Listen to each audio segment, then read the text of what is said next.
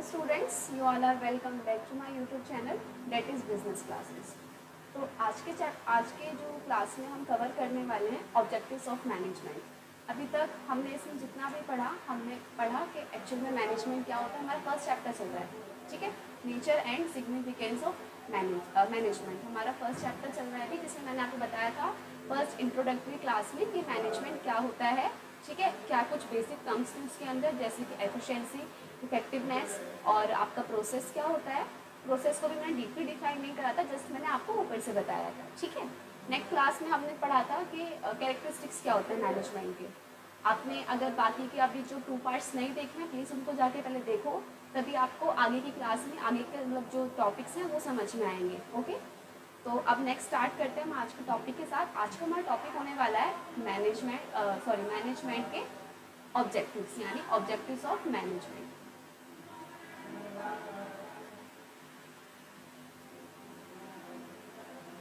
Objectives of management.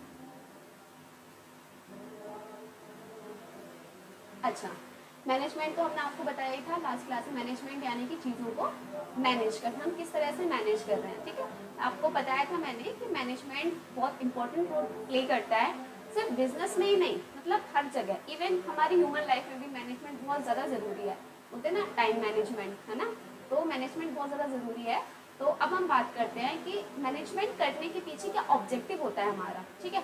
Objective बोले तो आपका एम, ठीक है, या फिर आपका क्या उद्देश्य है, ठीक है, मैनेजमेंट करने को लेकर। वाई, क्यों मैनेजमेंट करना है आपको, ठीक है। आप कोई भी काम करते हो उसके पीछे एक वाई होता है कि वाई, क्यों, क्या ऑब्जेक्टिव क्या है आपका, है ना। जैसे आप मान लो ये क्लास ले रहे हो, आप ये वीडियो लेक्चर देख रहे हो, तो आपका क्या उद्देश्य है कि आपको ये क्लियर होना चाहिए टॉपिक, है ना, ऑब्जेक्टिव्स ऑफ मैनेजमेंट वाला। तो सेम चीज़ है, यानी आपका पर्पस क्या है मैनेजमेंट का, ये चीज़ हम पढ़ते हैं इसमें। तो इसमें पेन में चेंज कर लूँ फिर आपको बताते हैं। चलिए, ऑब्जेक्टिव्स ऑफ मैनेजमेंट में पता चल गया कि एम होता है, उद्देश्य होता है। तो ये होता है 3 ऑब्जेक्टिव्स होते हैं मैनेजमेंट के। कौन कौन से होते हैं इनको पढ़ते हैं। सबसे पहले आता है हमारा ऑर्गेनाइजेशनल।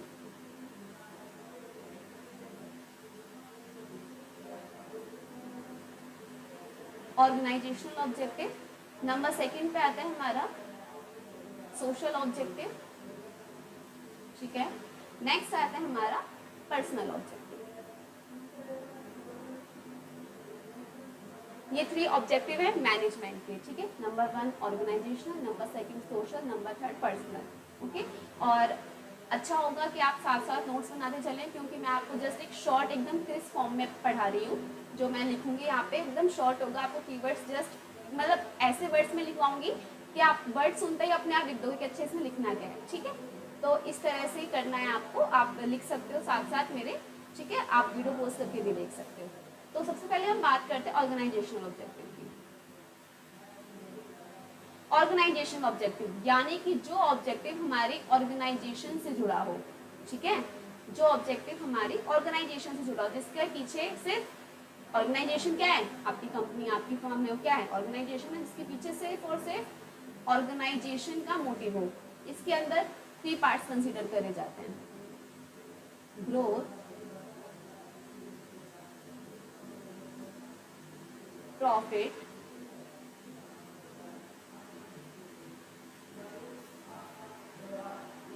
सर्वाइवल, ठीक है। ऑर्गेनाइजेशन ऑब्जेक्टिव के अंदर भी 3 पार्ट्स आते हैं, ग्रोथ, प्रॉफिट और सर्वाइवल। ग्रोथ से स्टार्ट करते हैं, ठीक है।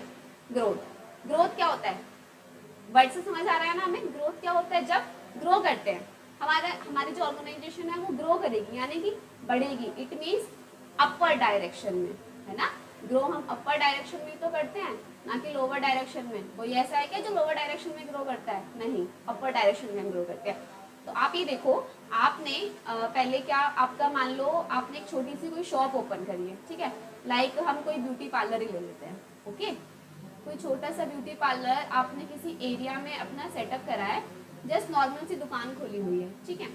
तो धीरे धीरे आपका बिजनेस क्या कर रहा है, आपका ऑब्जेक्टिव है कि आपके बिजनेस को, ये आपका बिजनेस है ना ब्यूटी पार्लर, आपने शॉप ओपन करी, आपका बिजनेस क्या, सॉरी, आपका बिजनेस यही तो है कि आपको अब क्या करना है, अपनी ऑर्गेनाइजेशन को ग्रो करना है ना। ग्रो भी तो होनी चाहिए। क्या आपने एक शॉप खोली, छोटी सी शॉप खोली, क्या उसी से आप लाइफ टाइम सर्वाइव करते रहोगे? नो, है ना। सेम चीज तो नहीं। आप क्या चाहोगे कि आपकी जो शॉप है वो और बढ़ती रहे, है ना, ग्रो करती रहे। आज एक शॉप है ना, कल को 2 हो जाए, फिर कल को कहीं मार्केट में हो जाए, फिर क्या आप सोचोगे कि कहीं अच्छे से मॉल वगैरह में मेरी शॉप ओपन हो जाए, है ना। हम क्या चाहते हैं, ह्यूमन टेंडेंसी क्या है, ग्रो करना, है ना। ग्रो करते हैं ना हमारे जिस तरह से हमारी जो बॉन्ड्स हैं, नीड्स हैं, वो भी ग्रो होती है। सेम चीज आपको आपका ऑर्गेनाइजेशन भी ग्रो करना है। क्लियर हुआ? ग्रोथ क्या होता है? Growth is very much important for any business, for any organisation. ठीक है, ग्रो करना बहुत ज़्यादा ज़रूरी होता है, क्योंकि सेम चीज़ पे अगर आप सेम ट्रैक पे चलते रहोगे तो बिजनेस करने का कोई फायदा ही नहीं है ना। मान लो अभी आपको छोटी सी दुकान में हो रहा था, आपको महीने का 15,000 इनकम हो रही थी आपकी, तो क्या हमेशा 15,000 पे सर्वाइव करोगे? नहीं, कल को 20 होगी, फिर 30 होगी, फिर और ज़्यादा होगी, ऐसे अगर ग्रो करते रहेंगे ना, तो इसलिए ऑर्गेनाइजेशन के लिए ग्रो करना बहुत ज़्यादा इंपॉर्टेंट होता है। नेक्स्ट बात करते हैं प्रॉफिट। प्रॉफिट बोले तो बताइए सबको, प्रॉफिट और लॉस तो आप सबने सुना ही होगा ना। बोलते हैं ना, अरे बिजनेस में जब तक प्रॉफिट ना हो वो बिजनेस ही नहीं कहलाता, है ना। बिजनेस में प्रॉफिट और लॉस तो चलता ही रहता है। ये तो सिचुएशन तो ऐसी है कि कभी जाती ही नहीं है बिजनेस से। जब तक बिजनेस एग्जिस्ट करता है, या तो आपको प्रॉफिट होगा या तो आपको लॉस होगा। ठीक है, प्रॉफिट बहुत ज़्यादा ज़रूरी होता है। ठीक है, मान लो आपने अपना ये पार्लर का इसी का एग्जांपल लेते हैं, इसमें आपने क्या करा, आपने मान लो 2 लाख रुपीज़ लगाए थे। ठीक है, अभी नॉर्मल सी शॉप ओपन करने के लिए भी, नॉर्मल सी तो नहीं थी बट हाँ ठीक थी, 2 लाख आपने रुपीज़ लगाए इसको करने के लिए। अब आपके पास सब मिला के सिर्फ ये 2 लाख रुपीज़ ही थे। आपकी जितनी भी सेविंग, जितनी भी इन्वेस्टमेंट थी, आपने सिर्फ 2 लाख रुपीज़ यहाँ इन्वेस्ट कर दिए। अब जब आपको उस 2 लाख पे प्रॉफिट होगा तभी तो कुछ बात बनेगी। बनेगी या नहीं बनेगी मुझे बताओ, है ना। मान लो 2 लाख का आपने लगाया, ठीक है, इन्वेस्ट करें, और 2 लाख ही आपको रिटर्न मिल गया, है ना। तो कोई मतलब बनता है इसका? जितना आपने इन्वेस्ट करा उतना ही आपको रिटर्न बना, नहीं उससे ज़्यादा प्रॉफिट भी तो होना चाहिए ना कुछ।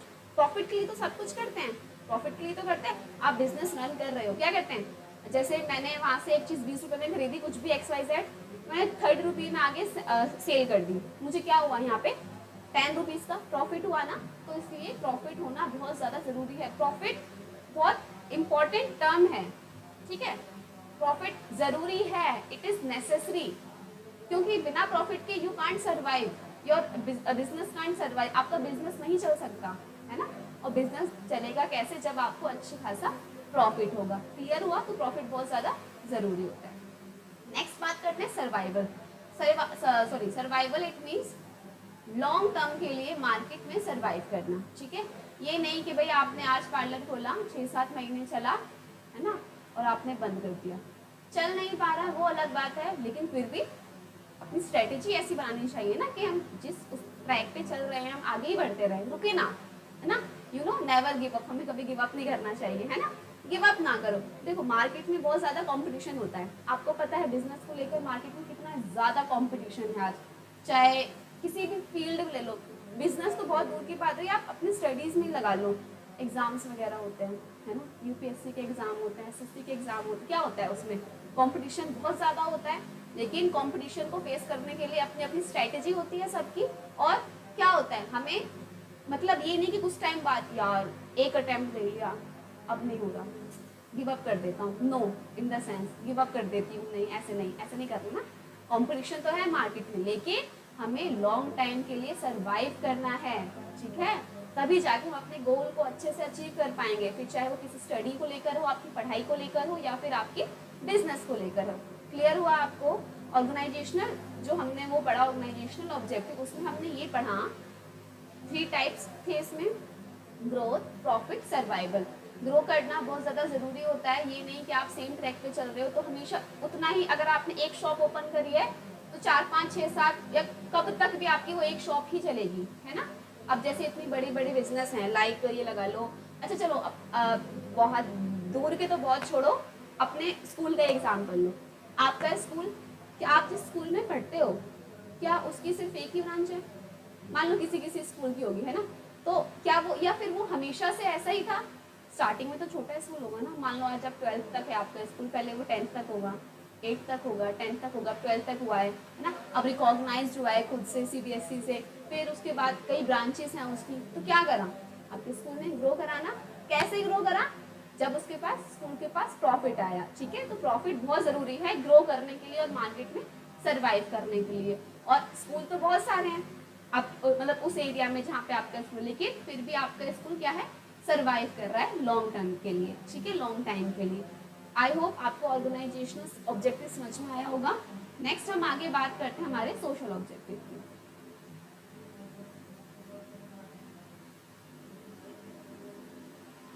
सोशल ऑब्जेक्टिव, चलिए ऑर्गेनाइजेशनल जो ऑब्जेक्टिव था वो हमारी ऑर्गेनाइजेशन से रिलेटेड था, ठीक है। अब बात करते हैं सोशल ऑब्जेक्टिव। सोशल ऑब्जेक्टिव किससे रिलेटेड है, हमारी सोसाइटी से, ठीक है। जो सोसाइटी से रिलेटेड है वो है हमारा सोशल ऑब्जेक्टिव, है ना। अब क्या करा, अभी आपने ऑर्गेनाइजेशनल ऑब्जेक्टिव में क्या करा था, सिर्फ अपने बारे में सोचा कि मुझे अपने बिजनेस को ग्रो करना है, मुझे प्रॉफिट कमाना है, मुझे सर्वाइव करना है, मतलब इन द सेंस मुझे, यानी कि बिजनेस आपका, ठीक है भाई, आपका बिजनेस है तो आपका ही हुआ ना वो, है ना। आप भी उसके साथ साथ ग्रो कर रहे हो, सर्वाइव कर रहे हो, ठीक है। तो आपने क्या करा, सर्वाइव। अभी हमने ऑर्गेनाइजेशनल ऑब्जेक्टिव में सिर्फ अपने अपने बारे में सोचा, लाइक इन द सेंस मैं, भाई मेरे को तो नहीं पता, मेरे को तो बस ग्रो करना है, मेरे को तो सर्वाइव करना है, मेरे को तो प्रॉफिट अर्न करना है। अब हम बात करेंगे सोशल ऑब्जेक्टिव यानी सोसाइटी में। मैं यहाँ पे सिंपल लिख दूँ, यानी अब हम सोचेंगे अपने बारे में ना सोचकर दूसरे के बारे में सोचेंगे, ठीक है। और उसमें क्या था, ऑर्गेनाइजेशन ऑब्जेक्टिव में क्या था, अपने बारे में सोच रहा था, ठीक है। हम अपने बारे में सोच रहे थे, इन द सेंस हम क्या हो रहे थे वहाँ पे, सेल्फिश हो रहे थे, है ना। ये तो सिर्फ कहने के लिए, लेकिन आप लोग एग्जाम में मत लिख कर आना, ये सिर्फ मैं कुछ हिंट से आपको याद करा रहे ताकि आपको याद रहे कि किसमें क्या था। जनरली बच्चे क्या होते हैं, कंफ्यूज हो जाते हैं, सोशल में कौन सा आएगा, ऑर्गेनाइजेशनल कौन सा आएगा या पर्सनल में कौन सा आएगा, ठीक है। तो ये कंफ्यूजन आपको ना हो इस वजह से मैं आपको बता रही हूँ। ऑर्गेनाइजेशन में हम सेल्फिश हो जाते हैं, इन द सेंस अपना काम बनता है भाड़ में जाए बनता है ना। उसमें आपने ये तो सोचा था कि भाई मेरे को प्रॉफिट अर्न करना है, मेरे को सर्वाइव करना है, मेरे को ग्रो करना है, लेकिन यहाँ हमें क्या करना है, जनता के बारे में भी सोचना है, ठीक है। जिस जनता ने आपको लैंड दी, लेबर दी, ठीक है, रिसोर्सेज प्रोवाइड करें ना, सोसाइटी से ही तो रिसोर्सेज आए आपके पास। क्या ऐसा है क्या कहीं रिसोर्सेज बढ़ रहे थे और आप जाके ले आए, नो, सोसाइटी से ही तो मिलते हैं हमें रिसोर्सेज, है ना। तो सोसाइटी क्या है, सोसाइटी भी बहुत एक इंपॉर्टेंट रोल प्ले करती है आपके बिजनेस में। तो इसीलिए सोसाइटी के लिए भी आपका कुछ फर्ज बनता है कि अच्छा हाँ मुझे कुछ करना चाहिए, है ना। हमेशा अपने बारे में तो हम नहीं सोच सकते ना, कब तक अपने लिए सेल्फिश होंगे, कभी तो दूसरों बारे में भी सोचना पड़ेगा। चलो, सोशल ऑब्जेक्टिव सोसाइटी, यानी जब हम सोसाइटी के बारे में सोचते हैं। अच्छा, आप सोसाइटी के लिए कुछ क्या क्या कर सकते हो, जैसे कि गुड क्वालिटी प्रोडक्ट्स, है ना। अभी आपकी सोसाइटी ने आपको इतना सब कुछ दिया है ना, भाई आपको लैंड दी है, लेबर, लेबर कहीं ऐसा तो है नहीं कि ऊपर से आसमान से टपक रहे हैं कि जाओ लेबर ले आओ वहाँ से, ऐसा तो नहीं है ना। सोसाइटी में जो लोग रह रहे हैं वहीं से तो लेबर आई है ना आपके पास, जो लोग आपकी साथ काम कर रहे हैं, जो प्रोडक्शन डिपार्टमेंट है, वट एवर किसी भी डिपार्टमेंट में, हमें पता है कि ऑर्गेनाइजेशन सिर्फ एक ओनर से तो चल नहीं सकती, बहुत सारे लोग चाहिए होते हैं। तो पीपल कहाँ से आते हैं, सोसाइटी से ही तो आते हैं, है ना। उनके लिए आपका क्या फर्ज बनता है, गुड क्वालिटी के प्रोडक्ट्स प्रोवाइड कराना। सही बात है, अगर आप बैड क्वालिटी के प्रोडक्ट्स अपने कस्टमर्स को प्रोवाइड कराओगे तो क्या वो आपसे खुश होंगे, नहीं होंगे, नहीं होंगे भाई, क्यों होंगे। अब मैं आपको यहाँ पढ़ा रही हूँ, ठीक है, मैं आपको क्लास दे रही हूँ, अगर आपको मेरी क्लास पसंद नहीं आएगी तो क्या आप दोबारा मेरे चैनल पर विजिट करोगे, नहीं करोगे। सेम थिंग, अगर आपको कस्टमर को आपका पसंद नहीं आएगा आपके प्रोडक्ट्स, तो क्या आप दोबारा लेने आएगा, नहीं आएगा, है ना। गुड क्वालिटी के प्रोडक्ट्स प्लस, और हम बोल सकते हैं चीप रेट पे, थोड़ा कम, चल कोई बात नहीं। जब मुझे पता है कि मेरा बिजनेस ऐसे एरिया में सेटअप है, मेरी शॉप ऐसे एरिया में सेटअप है जहाँ बिल्कुल ही लगा लो मिडिल क्लास की फैमिली रहती है ना, मिडिल क्लास फैमिली रहती है, तो क्या ज़रूरी है कि मैं अपने प्राइजेस ऐसे रख दूँ कि वो रिच फैमिली के लिए हो, नहीं, चीप रेट, है ना, जितना कि मिडिल क्लास वाले अफोर्ड कर सके, ठीक है, ताकि उन्हें भी दिक्कत ना हो, मेरा बिजनेस अच्छे से चलता रहे ना, चीप रेट पे प्रोवाइड कराना। नंबर थर्ड क्या होता है, सबसे बड़ी बात सोसाइटी को लेकर क्या होता है, जो पॉल्यूशन, पॉल्यूशन कंट्रोल, और हम बोल सकते हैं सेफ एनवायरनमेंट, है ना। आपके बिजनेस से, ओ सॉरी, हाँ भाई आपके बिजनेस से, आपके बिजनेस से आपके बिजनेस में मतलब आपके ऑर्गेनाइजेशन में इतनी सारी मशीनरी ऑपरेट हो रही है, चल रहे, काम चल रहा है, प्रोडक्शन हो रही है, पॉल्यूशन नहीं होना चाहिए, है ना। होता भी है पॉल्यूशन, है ना, इन द सेंस आपको कम से कम करने की कोशिश करनी चाहिए ना। ये नहीं कि जो डस्ट था सारा, जो भी कबाड़ का सामान था वो सारा आपने ऐसे ही डाल दिया, कहीं भी आसपास डाल दिया, लोकेलिटी में डाल दिया, तो इट्स नॉट गुड ना। पोल्यूशन कंट्रोल करना चाहिए ना, जिससे लोग खुश होंगे, ठीक है। और हम क्या कर सकते हैं, एम्प्लॉयमेंट प्रोवाइड करा सकते हैं आसपास के लोगों को, है ना। ये नहीं ना कि कहीं बाहर से आप एम्प्लॉयज पकड़ के ला रहे हो, भाई आपके आसपास जो लोग हैं उन्हें आप एज ए एम्प्लॉय लो ना। चलो ठीक है, वो पढ़े लिखे नहीं है, बट एज अ लेबर तो दे कैन वर्क ना, एज अ लेबर तो वर्क कर सकते हैं। तो इसलिए हम क्या सोशल ऑब्जेक्टिव में क्या सोचते हैं, सिर्फ सोसाइटी को लेकर सोचते हैं, गुड क्वालिटी के प्रोडक्ट्स प्रोड्यूस करें, चीप रेट पे प्रोवाइड कराएं, पॉल्यूशन कंट्रोल होना चाहिए, पॉल्यूशन नहीं फैलना चाहिए आपकी वजह से, एम्प्लॉयमेंट रेट प्रोवाइड करानी, मतलब एम्प्लॉयमेंट प्रोवाइड करानी है अपने आसपास के लोगों को भी, ठीक है। ये हो गया हमारा सोशल ऑब्जेक्टिव। आगे बढ़ते हैं, आगे है हमारा पर्सनल ऑब्जेक्टिव।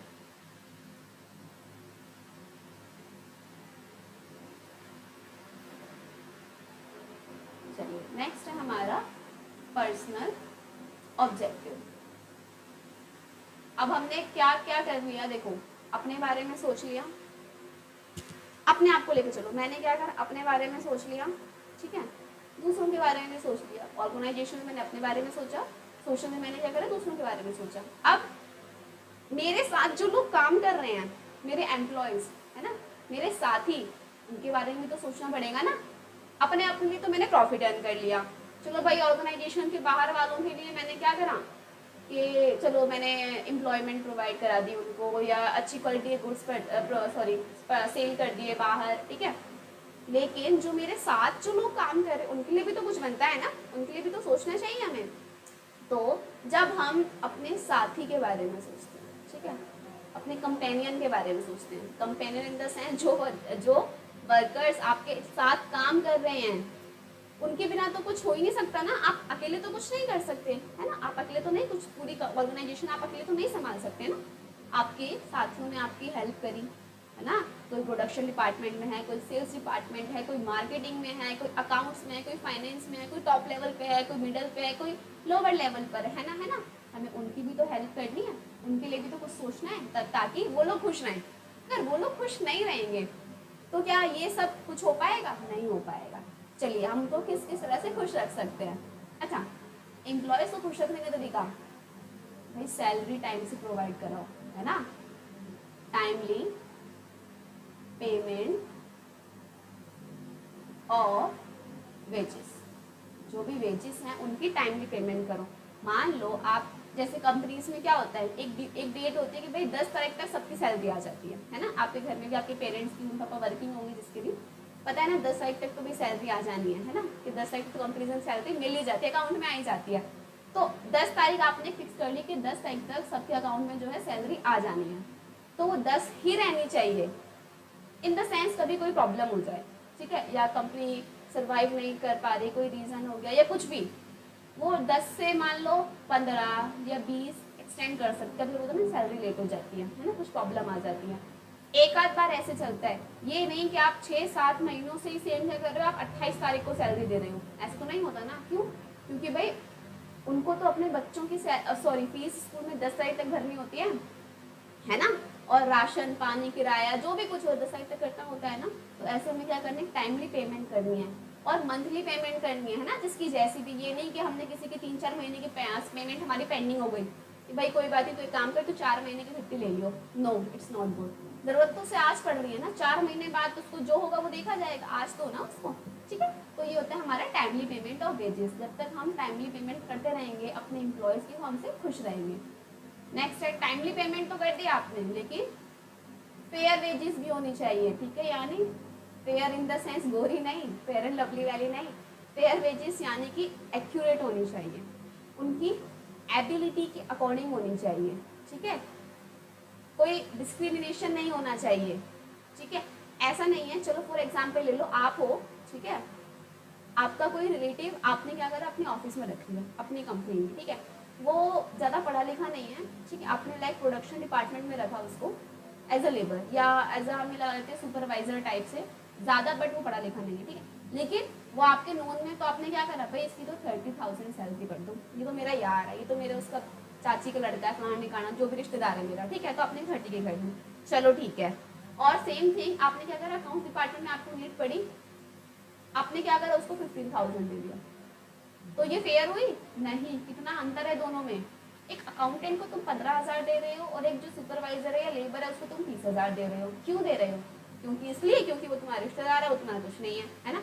ऐसा नहीं है, आपको फेयर वेजेस प्रोवाइड करनी है, ठीक है, उसकी एबिलिटी के अकॉर्डिंग, उसकी एलिजिबिलिटी के अकॉर्डिंग, ठीक है, उनके वर्क के अकॉर्डिंग कि किसका कितना वर्क है ना, उस अकॉर्डिंग आपको फेयर वेजेस प्रोवाइड करनी है, ठीक है। आगे चले, चलिए नेक्स्ट है, और क्या क्या हो सकता है, इंसेंटिव, बोनस, दिवाली पे बोनस मिलता है ना, कब मिलता है बोनस? दिवाली को मिलता है ना, बहुत खुश हो जाते हैं ना पेरेंट्स, आज बोनस मिला, दिवाली पे तो बोनस मिलेगा, ये करेंगे, ये शॉपिंग करेंगे, ये करेंगे, वो करेंगे, ठीक है। इंसेंटिव क्या होता है? इंसेंटिव वो होता है जब सैलरी के अलावा, सैलरी के अलावा आपको कुछ एक्स्ट्रा, है ना, एक्स्ट्रा मिले, एक्स्ट्रा पे किया जाए, ठीक है, वो होता है हमारा इंसेंटिव। इंसेंटिव कब मिलता है? जब आप अच्छे तरीके से वर्क करते, प्रॉपर तरीके से आपका काम होता है, गुड वे में होता है, जब आपके जो मैनेजर है वो आपसे खुश होता है ना, इंसेंटिव प्रोवाइड करते हैं ना, तुमने अपना टास्क पूरा कर लिया। जैसे आपने देखा होगा जो लाइक कॉल सेंटर्स वगैरह होते हैं उनमें क्या होता है ना, टास्क मिलता है ना, कि भाई आपको इतने लोगों का फीडबैक चाहिए लेना है और इतने का ये आना चाहिए, इतने का पॉजिटिव आना चाहिए, तो अगर आपने अपना टास्क पूरा कर लिया तो आपको क्या मिलेगा? इंसेंटिव मिलेगा। तो ये क्या होता है? इंसेंटिव यानी कि सैलरी, सैलरी तो आपकी फिक्स है ही, लाइक 15,000 आपकी सैलरी, इसके अलावा आपने कुछ और अच्छा करा तो आपको इंसेंटिव मिलता है, यानी प्लस इस पे कुछ भी हो सकता है। इंसेंटिव में भी 2 काइंड्स होते हैं, इन कैश और काइंड। या तो इंसेंटिव कैश में होगा या तो काइंड में होगा। Kind cash in the sense 15,000 salary थी, आपने कल इतने 3,000 का इंसेंटिव और मिल रहा है, आपने उसको पूरे 18,000 दे दिए, ठीक है। इन काइंड कैसे होता है? लाइक आपने कोई गिफ्ट वाउचर्स दे दिया, ठीक है, गिफ्ट वाउचर्स हो गए, या फिर कहीं घूमने फिरने की छुट्टियाँ, मतलब छुट्टियाँ दे दी, या कहीं घूमने फिरने का आपने कुछ पैकेज वगैरह दे दिया कि हाँ जाओ हॉलीडे पैकेज दे दिया हमने तुम्हें, ये इन द सेंस काइंड होता है, ठीक है, काइंड की फॉर्म में होता है। क्लियर हुआ आपको? और क्या होना चाहिए बताओ हमारे एम्प्लॉयज़ के लिए, और क्या होना चाहिए?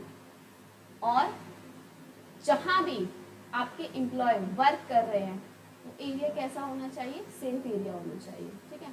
और हम बोल सकते हैं सेफ वर्किंग कंडीशन, ठीक है। वर्किंग कंडीशन कैसी होनी चाहिए? सेफ होनी चाहिए। ये नहीं कि देखो जो प्रोडक्शन डिपार्टमेंट में जो काम होता है, जो लेबर वर्क करती है, क्या होता है उनका ना, बहुत ऐसा काम होता है कि बहुत गर्मी लगती है, क्योंकि मशीनरी चलती है, आप लोगों को पता ही है ना, पेरेंट्स इसके वर्क करते होंगे, अगर नहीं भी करते तो भी आप में पता तो हो गई आपको, है ना, वेल्डिंग वगैरह का जो काम होता है, आयरन वगैरह का, वहाँ पे क्या होता है, सेफ तो नहीं होती ना वो जगह, हार्मफुल ही होती है, किसी को मान लो कुछ करंट लग गया या कुछ कट गया या कुछ भी हो गया, है ना। तो इसलिए जो हमारा जो एरिया है ऑफिस का, जो मतलब ऑर्गेनाइजेशन का, वो आपका सेफ होना चाहिए, जहाँ पे आपकी एम्प्लॉयज वर्क कर रहे हैं, जहाँ पे आपकी लेबर वर्क कर रही है। इन द सेंस मान लो आपके किसी वर्कर को उसी टाइम, है ना, काम करते वक्त कुछ हार्म हो जाता है, कुछ चोट लग जाती है, कोई एक्सीडेंट हो जाता है, तो ओनर की जिम्मेदारी बनती है कि उस इंसान को हॉस्पिटल तक लेकर जाए और उसका सारा खर्चा कंपनी उठाती है, ठीक है। आपने जैसे देखा होगा ना, देखा क्या होगा, सुना ही होगा, क्या होता है मेडिक्लेम वगैरह जो होते हैं, है ना, मेडिक्लेम वगैरह क्या होता है उसमें, पेरेंट्स जो ऐसा होता है ना कि कार्ड वगैरह बनते हैं कि हाँ इस हॉस्पिटल से कंपनी का टाई अप होता है कि आपके जो एम्प्लॉयज़ होंगे जिनका मेडिक्लेम बना होगा उनको हमारे हॉस्पिटल में, मतलब कोई चार्ज नहीं लगेगा, उनको चार्ज नहीं लगता ना, हाँ वो चार्ज इनडायरेक्टली निकाला आपसे ही जाता है, आपकी सैलरी में से पीएफ मेडिक्लेम ये सब कट करा जाता है ना, बट कहीं ना कहीं चीज़ें आपकी सेव होती है ना। आपकी सैलरी है 20,000, उसमें से कट पिट के आपको मिल रही है मान लो 17,000, 3,000 आपके उन्होंने काट ली मेडिक्लेम वगैरह के पीएफ के, यही 3,000 आपके वहाँ जुड़ जाएंगे अगर इन द सेंस कोई प्रॉब्लम आती है तो, है ना। तो यही चीज़ है। तो अभी हमने ऑब्जेक्टिव्स पढ़े मैनेजमेंट के, जिसमें कि हमने पढ़ा क्या कौन से कितने ऑब्जेक्टिव हैं हमारे, 3 ऑब्जेक्टिव हैं, ऑर्गेनाइजेशनल, सोशल और पर्सनल। ऑर्गेनाइजेशनल ऑब्जेक्टिव हमने पढ़ा ग्रोथ, प्रॉफिट और सर्वाइव करने। ग्रोथ क्या होता है, हमें बताया कि हमारे ऑर्गेनाइजेशन को हमें आगे आगे ग्रो करना है। प्रॉफिट इन द सेंस कि भाई जब तक मनी नहीं होगा तब तक आप कुछ नहीं कर सकते, यू नो पैसा बोलता है, दैट थिंग है ना। नेक्स्ट है क्या था हमारा, सर्वाइव, लंबे टाइम तक मार्केट में सर्वाइव करना। उसके बाद है सोशल ऑब्जेक्टिव, यानी सोसाइटी से रिलेटेड जो होता है, मेरी सोसाइटी के लिए कितना ज़रूरी है ना, सोसाइटी ने मुझे लैंड प्रोवाइड करी, मुझे लेबर प्रोवाइड करे, कुछ रिसोर्सेज प्रोवाइड करे, तो मेरा फर्ज बनता है ना कि अपनी सोसाइटी के लिए भी कुछ करूँ। नेक्स्ट है पर्सनल ऑब्जेक्टिव, अब आपके साथ में जो आपके साथ ही काम कर रहे हैं उनके लिए भी तो कुछ ना कुछ बनता है ना, ठीक है। आज की क्लास यहीं ख़त्म करते हैं, और आपको ये वीडियो लेक्चर पसंद आया तो प्लीज़ लाइक करना ना भूलें और अपने फ्रेंड्स के साथ शेयर करें ताकि साथ साथ उनका भी सिलेबस कंप्लीट होता रहे, ठीक है। Okay bye.